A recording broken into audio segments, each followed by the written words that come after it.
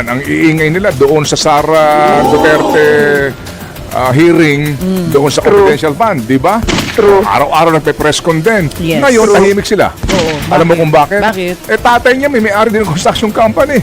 Oh, sino yan? Bukong Kapatid sa niya, akin nandun, yan. nasa listahan ngayon. Oo nga eh. Kaya ngayon, invisible sila. Kasi ang gagaling nila during the hearing, yung pala, mga contractors din sila. Paano yan? Anong gagawin natin Hindi sa ba? mga yan? Ang dami pala talaga nila doon. Bakit nga po, di ba? Patuloy po itong nilalabag at wala silang takot. I think ito ngayon ang magandang pagkakataon, girl. Ngayon po, napurgahin natin ang both houses of Congress muna. Ilan po ang mga kongresista na sangkot dito sa ganito pong skandalo ito?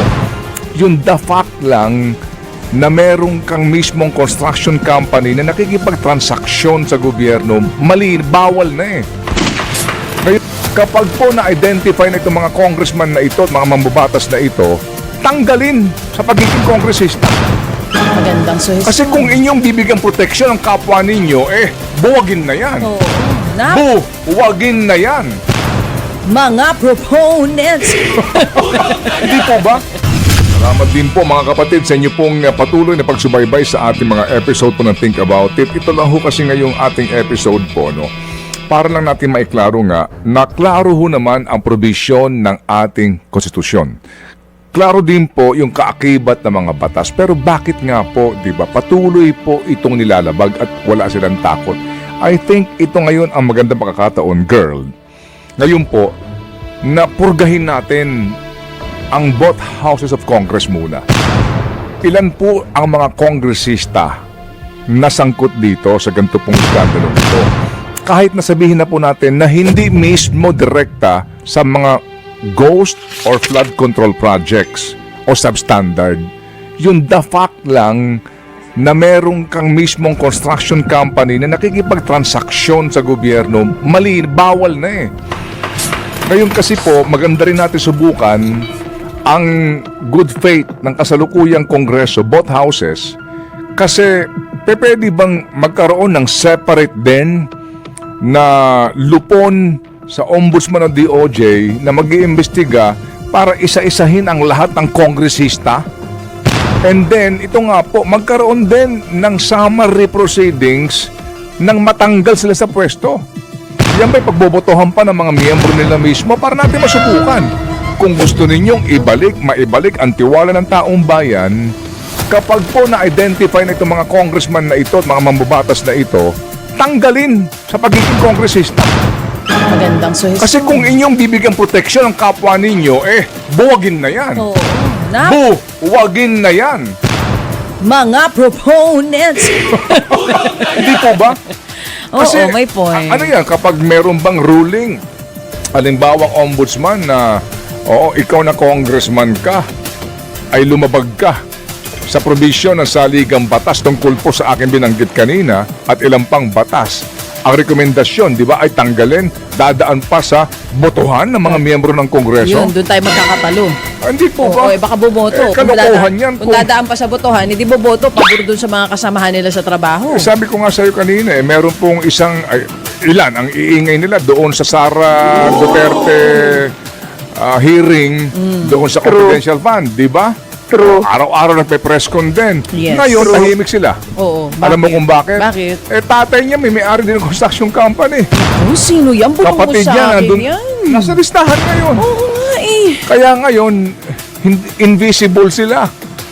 Kasi ang gagaling nila during the hearing, yung pala, mga contractors din sila. Paano yan? Anong gagawin natin Hindi sa ba? mga yan? Anyway, Oh well. Ang dami pala talaga nila doon. Nakita natin doon sa map kung gaano kadaming mga kongresista at kung Okay. saan nila inilalagay yung mga proyekto. eto mo. Again, tayo kulang sa oras. Iyo kasing inaral ni Chacha itong ilang mga, ito pong si ICI, si Justice, nagsampa kahapon ng reklamo sa ombudsman. Pero mukhang aaralin yata ulit ng ombudsman, di ba? Hindi Rekomendasyon kara-kara. lang. Okay, Rekomendasyon. rekomendasyon. So may mga grounds doon kung bakit. Di ba? Yung mga sinasabi na naghatid ng pera kay ganito, doon sa testimonya rin sa Senado na atin napakinggan at yung affidavit. Kasi nga hindi natin sila narinig doon sa ICI. Pero ngayon po merong narrative dito sa kanilang supposed to be affidavit. Oo. Nagtanong tayo sa abogado, ngayon pa lang po, ano ang kanilang impresyon? Ano nga ba? Mukhang nakahawig yung mga pangyayari during itong pinakahuling akwital ng Sandigan Bayan kila JPE, kila Juan Ponce Enrile at maging dito po kay Napoles actually kasama tsaka kay Gigi Reyes. Oo. May pagkakahawig yung mga hindi actual na mga pangyayari pero yung sitwasyon. Yan ang magandang pag-usapan. Kasi ang sabi pa lang bagamat hindi pa nga napag-aaralan, hinihintay pa yung mismong complaint na ihahain, dito pa lang agad nang iniisip ng ilang mga abogado, ang dali nitong lusutan ang sinasabi nila. Opo, ang dali na naman daw po itong mag-establish ng doubt. Kasi kasabi po ni Attorney Richard Padulyon, girl, di ba? Oo. Mag-establish ng doubt because... Kasi nga kailangan mong patunayan ito beyond reasonable doubt. Konting doubt lang para na ito agad sa inaakusahan. Ang hirap, no? Okay. Beyond reasonable doubt. Pero yung mga magnanakaw sa grocery, huli agad. Wala, hindi mo kailangan patunayan beyond reasonable doubt. Kulong agad kayo. Oo, kalaboso agad kayo, mga B. Pero ito, di ba ito, para bang beyond reasonable doubt pa, no ha? Ay, klarong-klaro na, no? Oo, klarong-klaro na. Klarong-klaro na eh. So, hanapan. Itong mga taga-Sandigan Bayan, alam niyo, ngayon lang medyo nagpapakitang gilas. Perhaps, ito kasing itong nagdaan, siguro, hindi na pa pwede Sige. Okay. Birahe! Tayo na. Ay, tapos ka na magbirahe?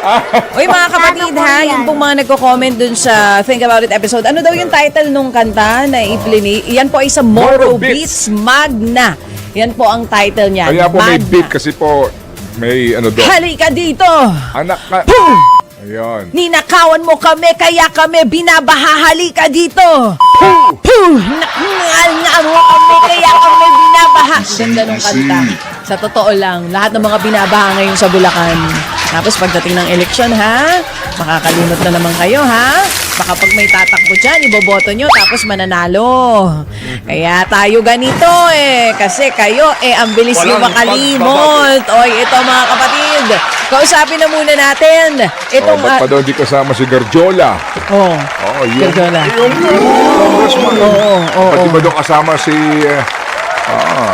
Alam Gonzales? mo, maganda kasi yung Ng pinakita mo. Pampanga. Bukas siguro ang maganda natin gawin simula ng programa, i-roll call natin yung mga ginawa ng Rappler Ba't report. Let's do a roll call tomorrow. Si Maynard. Kasi kanina. Si Maynard. Oo, kung kailan ipapatawag. Oo. ICI. Oo. Sige, ito na. Gusto mo itanong ko kay Sir Brian? Sir Brian? Osaka? Oo. Osaka pa. Oo. Hosa ka pa. Mga kapatid. Sige. Eto na tayo. Sure na tayo dito. Winner tayo. Ito na muna tayo. Pampahupa po ng ating emosyon, mga kapatid. Kasi kung natutulungan lang ng gobyerno, itong mga nakakausap natin dito sa ating What's on Your Mind segment, hindi Si Manlaki. Oh. O yung mayor Ayun ng nga. Pampanga. Mismo sinabi ni Senator Ping. Kasama yun. Hindi ba? Aba, tapos na yung think about it nito. Talaga namang Ay, ayaw sorry ko po, magpaawat. sorry Sabi ko po. sa inyo. 9:51 na, doon palang nag-iingat, Kuya Rome. Oo. Tapos sinimula mo pa yung think about it mo doon sa madamdaming mga mensahe ni Ma'am Pyra. Diba? Grabe na po sila. Sindikato po sila. Wala po sila talagang... Wala silang awa. Yun ang sinasabi. Sila pa mayabang. Ay, teka lang. Tapos na yung think about it. Mamaya na ulit.